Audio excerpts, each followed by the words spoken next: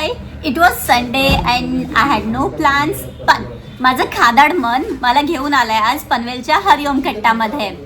I was craving for पापलेट आणि गेले 10 महिन्यापासून मी हरिओम कट्टामध्ये येते आणि इथलं पापलेट खाल्ल्यापासून मला दुसरं कोणतंच पापलेट आवडत नाही आहे. आणि ॲज युजल इथे आले मी आज. बट आज इथे या रेस्टॉरंटचे ओनर प्रशांत सर होते आणि त्यांच्याशी मी थोड्याशा गप्पा मारल्या. इतकी इम्प्रेसिव्ह पर्सनॅलिटी आहे त्यांची. सो मला वाटलं की त्यांना थोडंसं रेकॉर्ड करावं. मी गेले आता 10 महिन्यात खूप वेळेस आली इथे आणि मी जेव्हा पण यायची ना इथे एवढ्या सगळ्या सेलिब्रिटीजचे फोटोज आहेत तुमच्यासोबत.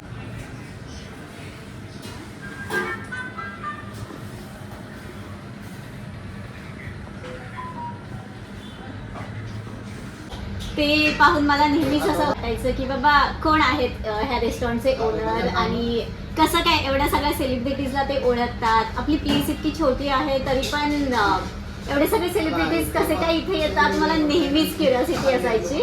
आणि आज लकीली तुम्ही भेटलात, तुमच्याशी गप्पा मारल्या आणि आता मला जाणून घ्यायचं कसं सगळं सुरू झालं. तुम्ही थोडक्यात सांगा आम्हाला. बेसिकली तुम्ही सेलिब्रिटी म्हणता इथे तर ह्यामध्ये 80% क्रिकेटर्स आहेत. माझं बॅकग्राऊंड क्रिकेटचं असल्यामुळे एक जास्तीत जास्त लोकांचे जे फोटो दिसतात ते क्रिकेटर्स आणि आमचे लाडके आमदार साहेब परिषद ठाकूर असतील अनेक लोक इथे जेवायला येतात. बेसिकली प्रवीण तांबे जो आत्ता IPLचा स्टार झाला आहे तो आणि मी खूप चांगले मित्र होतो. आम्ही एकत्र खूप खेळलो आणि तो त्याच्या मेहनतीने आणि नशिबाने खूप मोठा स्टार झाला. त्याचा फायदा मला झाला कारण त्याच्या ओळखीमुळे हे सगळे बाकीचे क्रिकेटर्स सगळे माझ्या कॉन्टॅक्ट्समध्ये आले. वेंसलकर सर असतील, कुर्विला सर असतील, चंद्रकांत पंडित सर असतील आणि आता शशांक खूप चांगला मित्र झाला आहे जो पंजाबमधून खेळतो शशांक सिंग. तोही इथे रेग्युलर येतो जेवायला. नंतर तुमचे वेंसलकर सर रेग्युलर असतात, आठवड्यातून एकदा दोनदा इथे जेवायला असतात. तर ह्या ओळखीमुळे आणि बेसिकली ओळख असली तुमची कोणाची पण तुम्ही त्यांना काय जेवायला देत आहे ते महत्त्वाचं आहे. तर मी जे लोकांना जेवायला देतो ते तुम्ही घरी जेवल्यासारखं वाटतं. तुम्हाला हॉटेलचं फील इथे येत नाही आहे. तुम्ही आलात की तुम्हाला घरी जेवल्यासारखं वाटतं, समाधान होतं आणि तुमचं रिप्लाय आम्हाला खूप महत्त्वाचा असतो. आणि मला 90% कस्टमर असं रिप्लाय देतात की पोट भरलं पण मन नाही भरलं, म्हणजे परत मला यावं लागेल. ही बेसिकली याची संकल्पना आहे. आणि एक माझा शौक म्हणून मी चालू केला. आता हे माझं प्रोफेशन होऊन बसलं आहे आणि ह्यापुढे मी तसंच मेहनत करत राहणार आणि लोकांना चांगलं खाऊ घ्यायला लागणार. आता थोड्या दिवस सूर्यकुमार यादव इथे जेवायला येणार. अरे वा. आपलं रेस्टॉरंट 2018 मध्ये ओपन झालं. त्याआधी तुम्ही काय करत होते आणि ही रेस्टॉरंटची संकल्पना कशी आली त्याबद्दल थोडं सांगा. बेसिकली ह्या हॉटेलच्या आधी माझं सप्लायचा बिझनेस होता. सिव्हिल मटेरियल सप्लाय, रेती, खडी, पाण्याचा आजही चालू आहे. त्याआधी क्रिकेटच खेळायचो जास्त आणि जेवायची खूप आवड होती, जेवणाची. आम्ही खूप बाहेर जायचो. म्हणजे माझे मित्र पण खूप आता ते खूप मोठे लोक झालेले आहेत. म्हणजे राजशेठ गुप्ते, रमण शेठ बोरा, संदेश शेठ म्हात्रे, आम्ही असं जेवायला जायचो.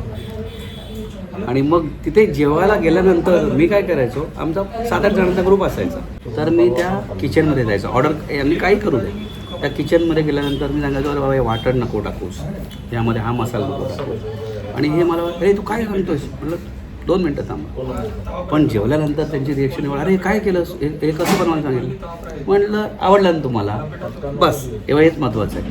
मग ते म्हणाले असं वारंवार जाऊन मग एक दिवस मला रमण शेठ म्हणाले की अरे तुझं तर तिथे जागा आहे, मग तू एवढं जर खाण्याचं हे करतोस तर तू स्वतःच का नाही टाकत. माझ्या डोक्यात ते चक्कर करायला लागले, बघूया आपण ट्राय करू. पण मग ही यंत्रणा काहीच अनुभव नाही आहे, कसं करायचं.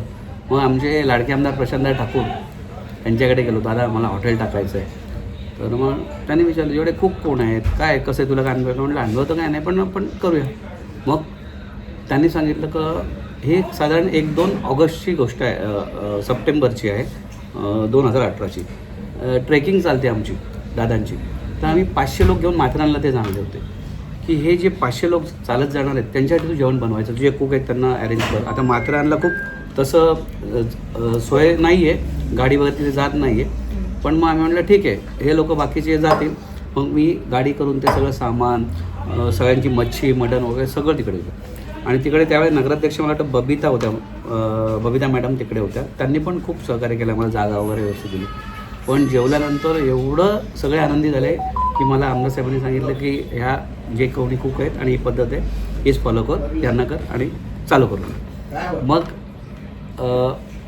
18 सप्टेंबर 2018ला माझं हॉटेल चालू झालं. पहिल्यांदा एक ट्रायल बेसवर माझे खूप मित्र आहेत, आता बाजूलाच बसले राजेंद्र पाटील हे जेडबी सदस्य आहेत माझी, ते आम्ही रोज जेवायला जायचो आणि आमच्या टिंगल मस्ती अशा रेग्युलरच्या काय काय काय करतोय टाक ना हॉटेल, म्हणजे ठीक आहे ना. मग आणि ह्या लोकांनी एवढा सपोर्ट केला की त्यावेळेचे आमचे आत्ता जे माननीय रवींद्र चव्हाण साहेब आहेत त्यावेळेला आमचे ते पालकमंत्री होते.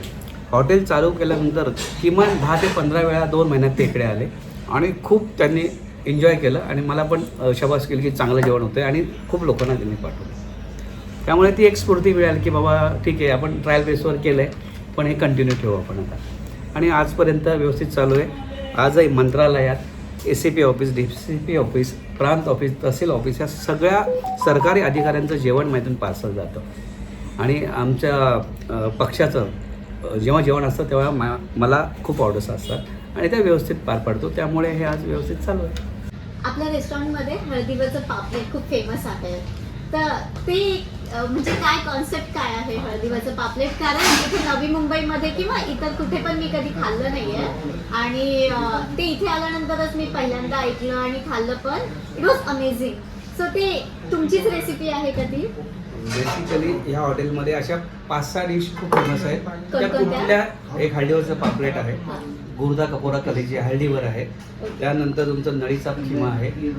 ह्या डिश तुम्हाला पनवेलमध्ये नाही, अख्ख्या महाराष्ट्रात कुठे मिळणार नाही ज्या माझ्या पद्धतीने बनवतो. आणि त्याचं बेसिक कारण असं आहे की मी घरी आईकडे हट्ट करायचो, मला हे असं नको असं बनव. मग ते पहिल्यांदा आईने मला हळदीवरचं पापलेट खायला दिलं तर मला खूप आवड. माझ्या आईने ते मला मी करताना बघितलं, मला काहीच बनवता येत नाही पण मी कुकला सांगू शकतो ह्यात हे नाही असं पाहिजे ते तू पेस्ट कमी टाकलीस, पण हे ज्ञान मला घरी बघून आले. त्यामुळे ह्या ज्या डिश आहेत त्या माझ्या घरूनच माझ्या आईकडून मला मिळाल्या आहेत आणि त्या माझ्या हॉटेलमध्ये ज्या कुठेही तुम्हाला पनवेलमध्ये किंवा महाराष्ट्रात मिळणार नाही आहे. हे माझं गॅरंटी मी तुम्हाला सांगतो, चॅलेंजचं. आणि तुम्ही त्या ट्राय केलेल्या आहेत बऱ्याच डिश. एक रेस्टॉरंट चांगलं चालण्यासाठी काय काय गोष्टी इम्पॉर्टंट आहेत? बेसिकली रेस्टॉरंटमध्ये तुम्हाला टेस्टर 100% चांगली द्यावी लागते. पण रेस्टॉरंटचा महत्त्वाचा मुद्दा म्हणजे काय, तुमची टेस्ट आणि तुमच्या हॉटेलमध्ये स्वच्छता, ह्या 2 गोष्टींवर माझं कटाक्षाने लक्ष असतं. मी हॉटेलमध्ये असो नसो कॅमेऱ्यामध्ये माझं लक्ष असतं की ह्या 2 गोष्टीचं मी कटोकट पालन करतो की बाबा तुम्ही एकतर लोकांना एक चांगली टेस्ट द्या आणि स्वच्छता ठेवा. मला कधी इथे असं अस्वच्छ वातावरण दिसणार नाही आणि आल्यानंतर फ्रेशच वाटेल. हे महत्त्वाचा मुद्दा. हॉटेल कुठलेही सक्सेस होण्यासाठी या 2च गोष्टी खूप महत्त्वाच्या आहेत. आपल्या रेस्टॉरंटला हरिओम कट्टा नाव कसं पडलं? चांगला प्रश्न आहे आणि खूप महत्त्वाचा प्रश्न आहे. कारण बेसिकली माझं जे बॅकग्राऊंड आहे पूर्ण क्रिकेटचं आहे. मी वयाच्या 30 वर्षापर्यंत फक्त क्रिकेट खेळलो. धंदा बघत होतो, मोठा भाऊ होता, वडील होते, व्यवस्थित सांभाळायचे, मी पण लक्ष द्यायचो. पण माझं जास्त लक्ष क्रिकेटवर होतं आणि माझी हरिओम क्रिकेट क्लब म्हणून पूर्ण महाराष्ट्रात फेमस अशी टीम होती. जिथे आज जे स्टार घडलेले आहेत, खूप स्टार तुम्ही टेनिसमध्ये बघताय, त्यातले 60% हे हरिओममध्ये खेळलेले आहेत, हरिओम क्रिकेट टीममध्ये. तर ज्या वेळेला रमण शेठ, राजू शेठ गुप्ते यांचा आमचा विषय झाला की हॉटेल चालू, मग नाव काय ठेवायचं, अनेकाने अनेक नाव सुचवलं. नाही, माझी पॅशन काय क्रिकेट आहे, माझ्या टीमचं नाव काय हरिओम, म्हणून त्या हरिओम क्रिकेट टीमवरून माझं नाव, हॉटेलचं नाव पण हरिओम कट्टा असं पडलं. आणि ते सगळ्या क्रिकेटरांना म्हणजे इझी झालं की हरिओम कोणाचं आहे, तर मुंबईचे असू दे, पुण्याचे असू दे, त्यांना माहिती आहे की हरिओम प्रशांत करपेची टीम आहे आणि तो कट्टा पण त्याचाच असेल. आणि ते कन्फर्म नंतर इथे जेवल्यानंतर त्यांना की बाबा या तुम्ही पाहिलं असेल तर यामध्ये 60% तर फक्त क्रिकेटर्स आहेत फोटो, त्यामुळे या हॉटेल क्रिकेटरांचंच आहे असं तुम्ही समजा. ओके. आणि तुम्ही जेव्हा हे रेस्टॉरंट ओपन केलं, ही आयडिया जेव्हा किंवा तुम्हाला आली, तेव्हा तुमचं वय काय होतं? त्यावेळेला माझं वय 40 होतं. हे एक मला खूप छान वाटलं बिकॉज आय एम 28 आणि मी अजून सुद्धा फिगर आउट नाही करू शकते की मला लाईफमध्ये करायचं काय आहे. आणि प्रत्येक वेळेस मला असं वाटतं की यार सगळे लोक सेटल होत आहेत, प्रत्येकजण काही ना काहीतरी करतंय, माझे फ्रेंड्स माझ्यापेक्षा बेटर जॉबवर आहेत आणि मी काहीच नाही करत आहे. द रिझन मी काहीच नाही करू शकत आहे कारण मला अजून माझा पॅशनच नाही सापडला आहे. आणि मला हे ऐकून खूप छान वाटलं की सरांना 40व्या वर्षी त्यांचं पॅशन मिळालं, त्यांनी हे रेस्टॉरंट टाकलं आणि फक्त 7 वर्ष झाली त्या रेस्टॉरंटला, पण ते इतकं छान चालू आहे ना सगळं काही.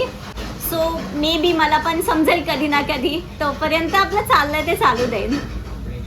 मी आज इथे फक्त लंच करण्यासाठी आले होते, पण अचानक प्रशांत सर इथे होते आणि त्यांच्याशी बोलून मला इतकं चांगलं वाटलं आणि मला रेकॉर्ड करायची इच्छा झाली. आणि हे रेकॉर्डिंग कम्प्लिटली अनप्लॅन्ड होतं, त्यामुळे क्वालिटी कॉम्प्रोमाइज होऊ शकते. बट हा व्हिडिओ खरंच इतका सुंदर बनलाय ना, सरांनी खूप छान सहकार्य केलं आणि त्यांनी जे काही सांगितलं त्याच्यातला एक ना एक शब्द खरा आहे, कारण मी गेल्या 10 महिन्यात लिटरली खूप वेळ झाली इथे आणि क्वालिटी, जेवणाची क्वालिटी, टेस्ट खरंच खूप सुंदर आहे. आणि तुम्ही जर हा व्हिडिओ पाहिला तर नक्की ह्या रेस्टॉरंटला व्हिजिट करा. आणि हे आहेत आमचे बालाजी काका. मी नेहमी ह्यांनाच ऑर्डर देते, कारण मी जे सांगते ते त्यांना खूप व्यवस्थित समजतं. माझी कारण थोडीशी कस्टमायझेशन असतं. काका, नेहमीप्रमाणे मला पापलेट फ्राय पाहिजे ओके. आणि हल्दीवरती की मसाला? मसाला ओके आणि प्रॉन्स फ्राय ओके. आणि एक थाळी. एक थाली. हा. थाली कुठली देऊ बेटा? तुम्ही सांगा. सुरमई थाली देऊ? चालेल. म्हणून सुरमई खाना. एक ओके. सुरमई थाली, एक पापलेट मसाल्यावर कट करून तवा हा. फ्राय आणि एक चालेल. आता मी ह्यांच्या किचनमध्ये आली आहे आणि इथे या काकू काहीतरी करतायत. काकू, काय करताय तुम्ही? मी पोपटीची तयारी करते. Oh my God. इथे काका, इथे पोपटी सुद्धा ठेवली आहे तुम्ही? हो. आपल्या मेन्यू मध्ये आहे. हो, पोपटी म्हणजे आम्ही इथे टेबलवर देत नाहीये, पण आम्ही जी पोपटीचे पूर्ण मडकं असतं हा. त्याचं प्रिपरेशन इथे आम्ही मडकाच्या भाजी वगैरे जे चिकन आहे ते इथे भरतो आणि मग ते ग्राउंडवर जाऊन त्याला व्यवस्थित शेक देऊन कस्टमरपर्यंत पोहोचवतो. काकू, काय काय टाकताय पोपटीमध्ये? पोपटीमध्ये आम्ही वालाच्या शेंगा टाकतो, हा. तुरीच्या शेंगा टाकतो आणि मटार टाकतो. अच्छा. बटाटा टाकतो, अरे वा. आणि रताळू टाकतो, मका टाकतो, मुळी टाकतो. एवढे पदार्थ आम्ही त्या पोपटीमध्ये. आणि भांबोडीचा पाला तो भरतो, ववा असतो, जाडं मीठ असतं आणि खडे मसाले असतात त्याच्यामध्ये.